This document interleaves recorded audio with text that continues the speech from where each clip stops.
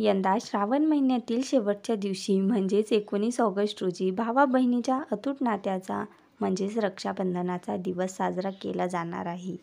हिंदू धर्मात या दिनाला फार महत्त्व आहे. या दिवशी बहीण आपल्या लाडक्या भावाला राखी बांधते. तसेच भावाच्या दीर्घायुष्यासाठी, निरोगी आरोग्यासाठी आणि सुखी जीवनासाठी प्रार्थना करते. तर आपल्या बहिणीची आयुष्यभर रक्षा करण्याचं वचन भाऊ या दिवशी बहिणीला देतो. पौराणिक मान्यतेनुसार रक्षाबंधन सण श्रावण महिन्यातील पौर्णिमेला साजरा केला जातो. भद्रकाळात राखी का बांधू नये? शास्त्रात नेमकं काय म्हटलंय जाणून घेऊया. दरवर्षीप्रमाणे यंदाही भद्राच्या सावटाखाली रक्षाबंधनाचा सण साजरा केला जाणार आहे. त्यामुळे रक्षाबंधनाची अचूक तारीख, शुभ मुहूर्त, भद्रकाळाचा मुहूर्त जाणून घेऊया. रक्षाबंधनाची योग्य तिथी. यंदा रक्षाबंधन 19 ऑगस्ट 2024 रोजी आहे. या दिवशी सोमवारी पौर्णिमा असून पहाटे 3:04 सुरू होणार आहे. तर हा मुहूर्त रात्री 11:55 समाप्त होईल. भद्रकाळ केव्हा असणार आहे? यावर्षी सुद्धा भद्रकाळाच्या सावटाखाली रक्षाबंधनाचा सण असणार आहे. याची वेळ सोमवारी सकाळी 5:53 पासून सुरू होईल. दुपारी 1:32 पर्यंत असणार आहे. याचाच अर्थ तब्बल 8 तासांचा हा काळ असेल. या काळात भावाला राखी बांधणे अशुभ असते.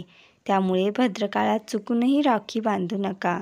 रक्षाबंधनाचा शुभ मुहूर्त. सोमवारी 19 ऑगस्ट रोजी शुभ मुहूर्त दुपारी 1:32 पासून संध्याकाळी 4:20 पर्यंत असणार आहे. या काळात तुम्ही भावाला राखी बांधू शकता.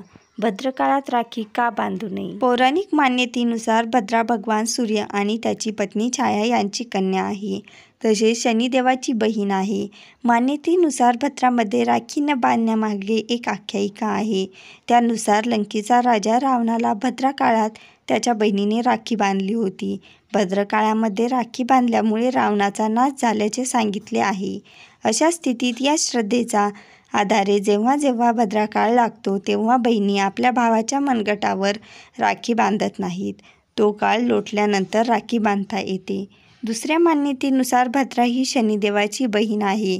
न्यायदेवता शनिदेवताप्रमाणेच भद्रा ही स्वभावाने उग्र आहे.